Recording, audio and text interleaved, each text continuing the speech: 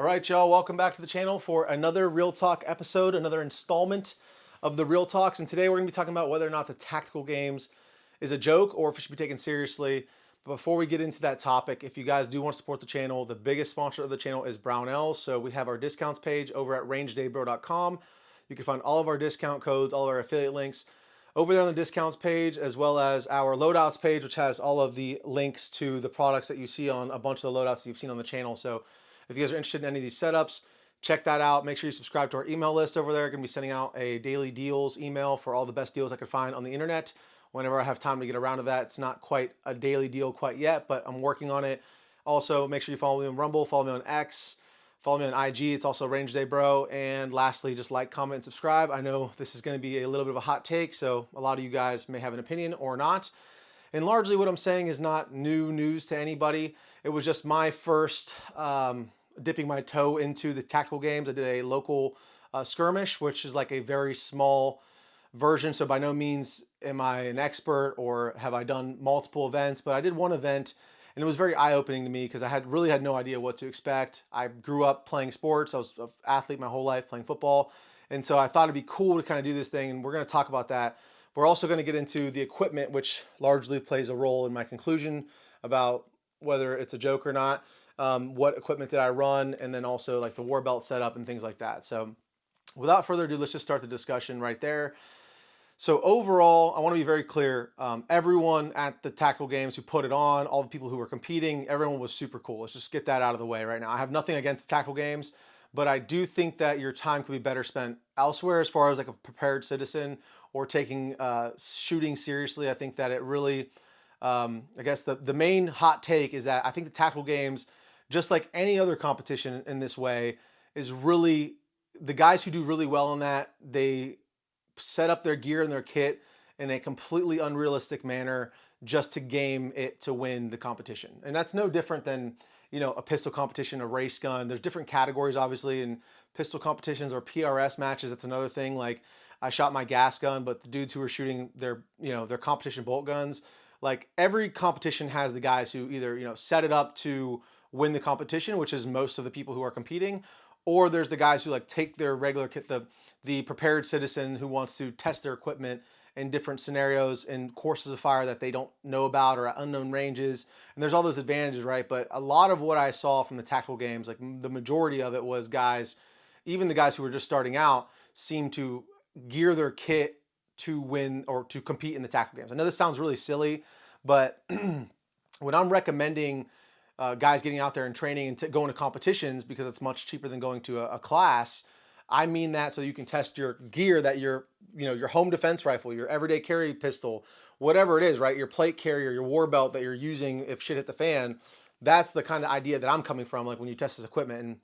And what I saw was at the tactical games specifically was there's a plate carrier you must wear. It's called the kit that you have to wear. It has to be 15 pounds for the males and 12 pounds for the females. And I wore my Hesco level 4 plates and my Crye JPC 2.0, and they're multi-curve plates. They're like pretty comfortable ceramic plates for what they are.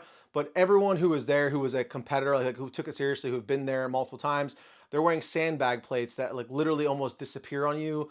Obviously, when you're climbing over and doing all the crazy stuff that tactical games has you do, it makes a lot of sense. Obviously, I mean, I was really, I'm also gonna disclaimer right here, like I didn't place very high. I'm not in the I'm probably in the worst shape of my life right now. So I'm not saying this from like a place of like being salty that I didn't place very high.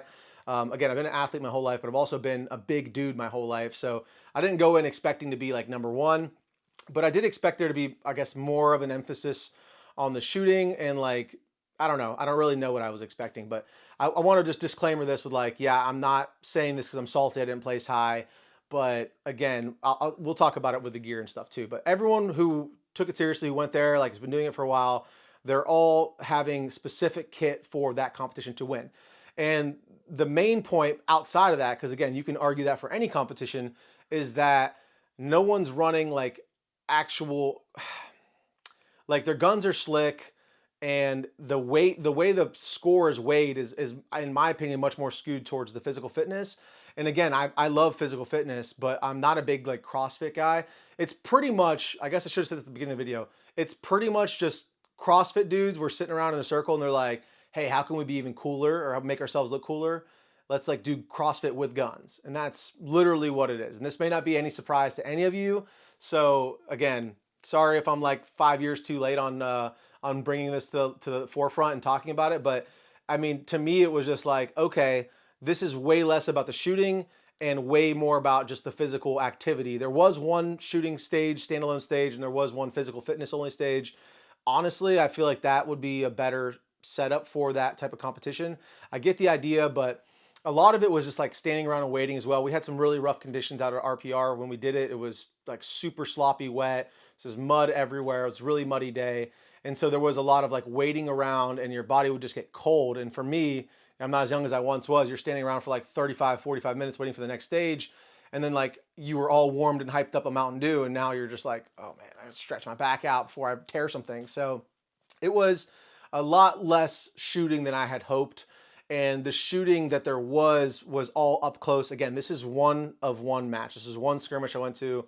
I thought that the stages would be at least out. There'd be one stage where you go 200 to 300 yards.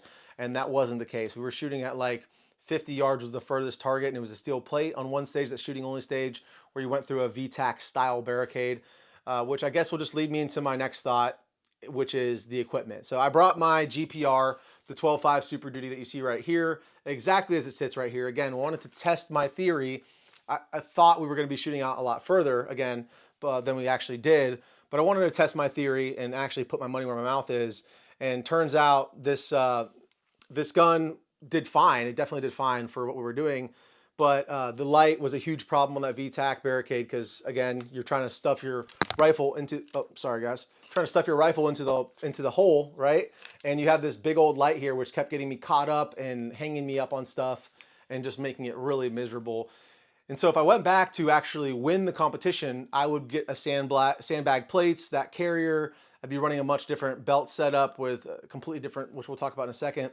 The rifle would be completely slick with I mean, really like this optic is fine. The 1.8's fine, but I saw a lot of guys running like 4 to 20s on their rifles and completely slick rifles, super lightweight guns. Again, anybody can argue any competition can be gamed to win the competition, but I was just a little more disappointed in like the lack of creativity on the shooting side, I guess you could say. Again, one of one, that's the last time I'm going to say it, but one of one competitions I went to, it was just like shooting off a tank catch or whatever they call them, those little, like, they look like little X's, the tank stoppers, I don't know what you call those, but shooting off of those, one position, middle position, left position, and then running up and shooting pistol and stuff.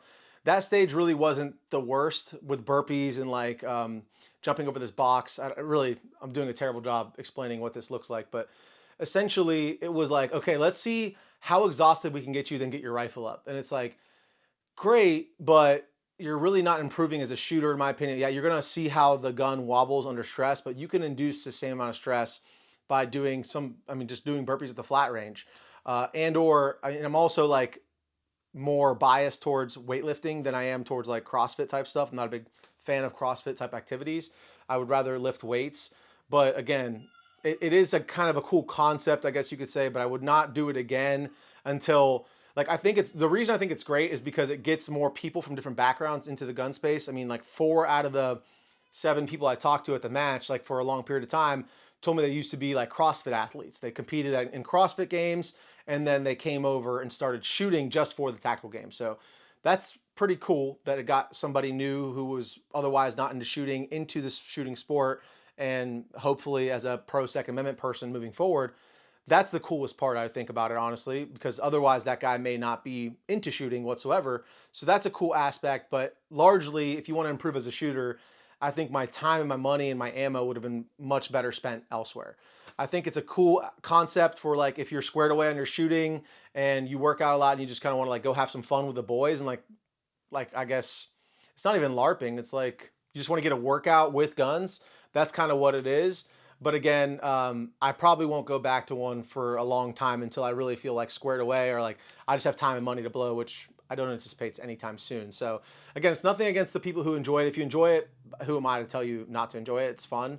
But again, as far as like running a realistic, rifle, if you were to need a rifle to protect your life, or if we were to go to war, get invaded, or shit hit the fan scenario, I know this is like a very low probability of this ever happening, but that's really what the Second Amendment's about, and that's what I gear a lot of or all my rifles really towards.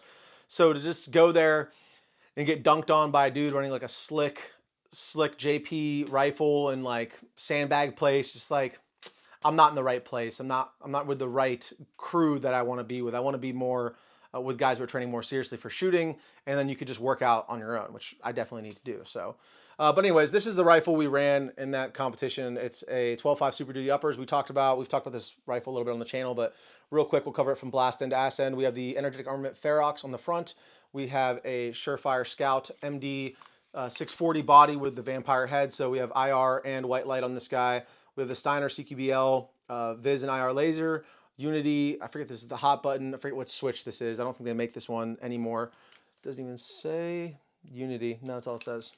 I don't know what switch this is, but it's a pretty cool one at a nice little angle there. I like it. Got momentary, or you can click it for constant. Samson Manufacturing vertical grip. I just have a little pick section on the front for either a bipod or tripod work. And then we have the Attacker 1-8 on here, which is a great piece of glass. It worked great for the competition purposes, but it is a bit heavy, as we've talked about on the channel. RMR up top, which is mostly for passive aiming with night vision. Badger Condition 1 mount on the 1.7-inch height.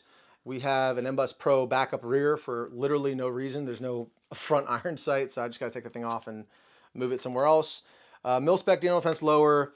We do have the HRF Concepts magazine well on here. A17 grip from Geissele. We have the Delta Team Tactical FRT L3 in here, which is a pretty sick trigger. We're gonna have a full video coming out on that soon, and then a BCM gunfighter stock. That's it.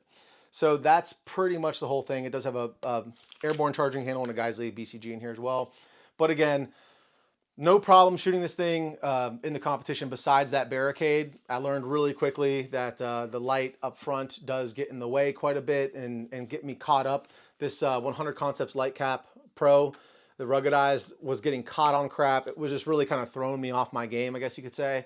But that's why you train with your gear, to find stuff out like that. So I did definitely learn something about the rifle. Now, as far as the belt setup goes, we are running my new absolute favorite holsters and magazine pouches and holster here, which is from TXC. This is their Overt holster, and it's just a really great holster. I've been practicing the scoop draw, and again, the tactical games is not the place where you need to be scooping out of the holster. It's very much like, get up to the line, put your foot on the firing line, because you have multiple people around you who are shooting and maybe going ahead or behind of you. So you have to get up, pull your gun out, you run a cold range the entire time. So you load your mag, you rack the slide. It's not a true like high speed or working on pistol shooting. It's just like, I guess you could work on your sight picture and your trigger pull in that sense. But again, really love this holster. I'm running the magazine carrier in the front horizontally, which looks kind of silly when you first look at it, but it is super fast. And I thought this might be a huge problem. I decided just to run it just to test it out in the competition again. I thought this would be a huge problem, like with the burpees and going prone and whatnot, but you really don't realize it's there. You kind of forget it's there. I mean, if I was proning out for 30 minutes trying to group, I would definitely take this belt off. Or if that's the position I'm going to be in normally, I would definitely move that to somewhere else. But as far as getting in and out of a vehicle, it's really the best place for it, in my opinion.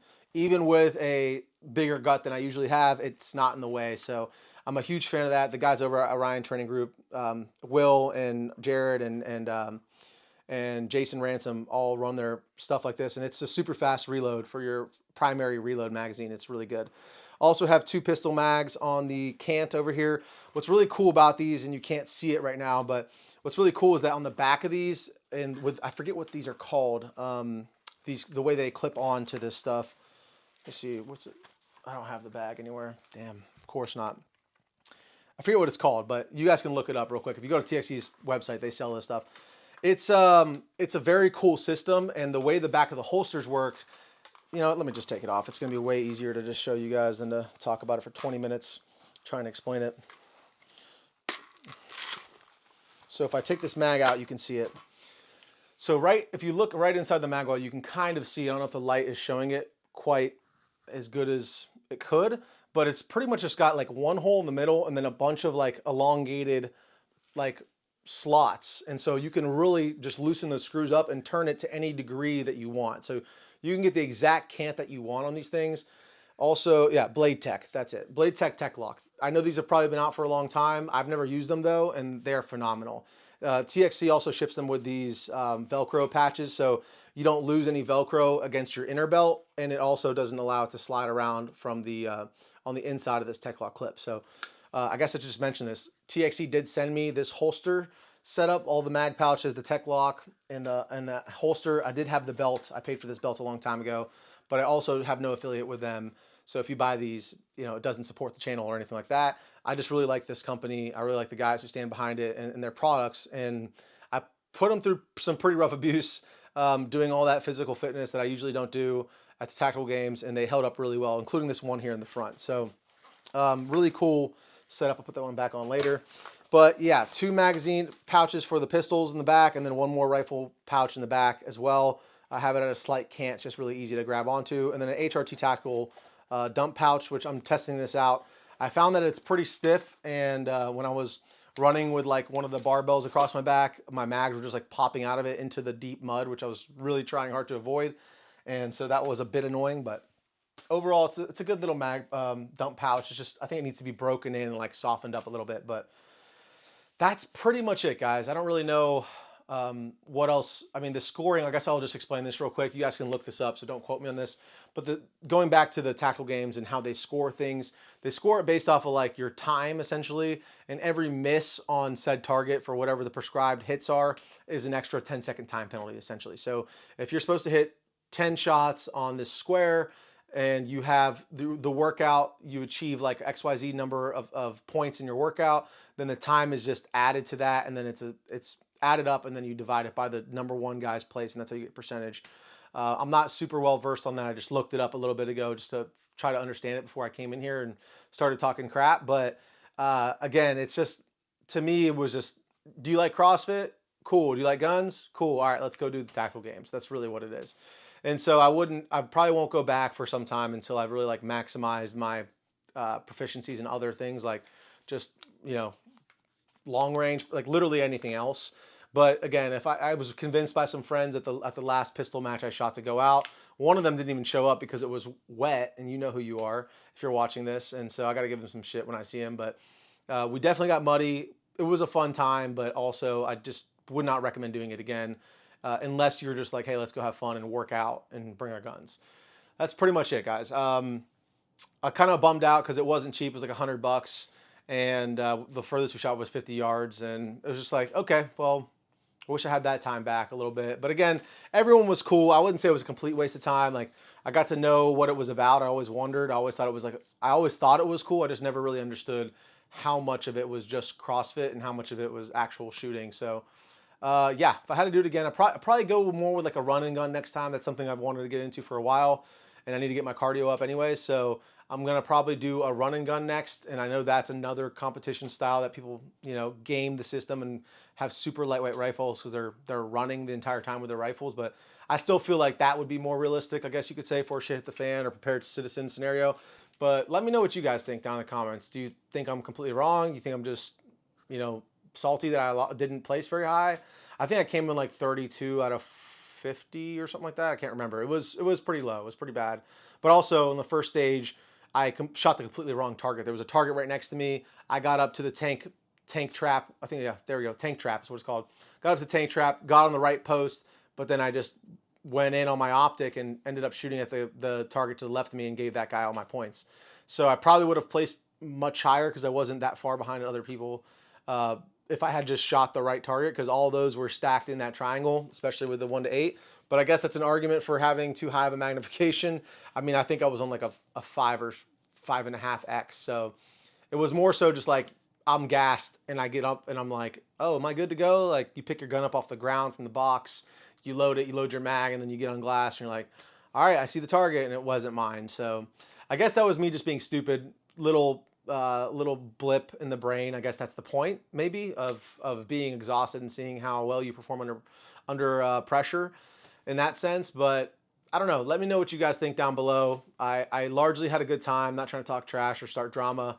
I just think that for me and what I'm trying to accomplish, I'd probably focus my energy elsewhere for now. But that's going to be it for today. If you guys want to support the channel, rangedaybro.com.